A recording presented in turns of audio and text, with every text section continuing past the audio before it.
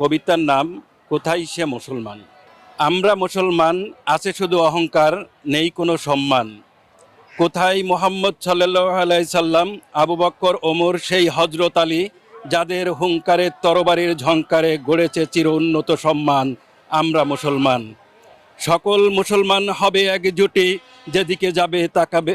যেদিকে তাকাবে জীর্ণ কোটি কোটি, হবে যত বেঈমান, হবে মহাশ্মশান। কোথায় সে মুসলমান। ইমান আছে যার সেই তো মুসলমান, পাই না খুঁজে একজন ইমানদার, যে আঘাত হানলে ভাইয়ের উপর কলিজা হবে ছারখার। সেই তো মুসলমান ইমানদার, ফুঁসে উঠবে ছেড়ে হুঙ্কার, হবে খান খান যত মুনাফিক বেঈমান। আজ মুসলমান ছন্ন ছাড়া, আছে শুধু লেবাস পরা, শরীর আছে রক্ত ছাড়া, মেরুদণ্ডহীন মুসলমান। নাস্তানাবুদ করছে এদের যত মুনাফিক বেঈমান। ইরাক, ইরান, সৌদি, আফগান, ফিলিস্তিন, যত মুসলমান, সাব্বাস মুসলমান, ঘরে বসে হিসাব করছে হচ্ছে কত লাশ ফিলিস্তিনিতে। সাব্বাস মুসলমান, সাব্বাস।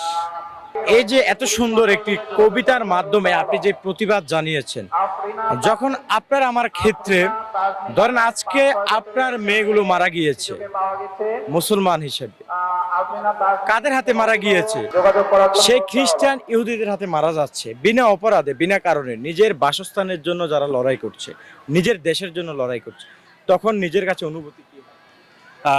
অ্যাকচুয়ালি আমি আমার নিজের থেকে লজ্জা লাগে যে হুজুর পাক সাল্লাল্লাহু আলাইহি সাল্লাম বলে গেছেন যে মুসলমান যদি এক থাকে, আর মুসলমানের যে জুটি, এই জুটি আজ 200 কোটি পার হয়ে গেছে, এ যদি এক থাকে তাহলে আমি বুঝবো যে ইহুদি বলেন, খ্রিস্টান বলেন, কেউই মুসলমানদের কাছে একদম নগণ্য একটা জাতি, যারা হিংস্র জাতি, যারা মুসলমানদের কাছে পরাজিত হওয়া খুবই স্বাভাবিক।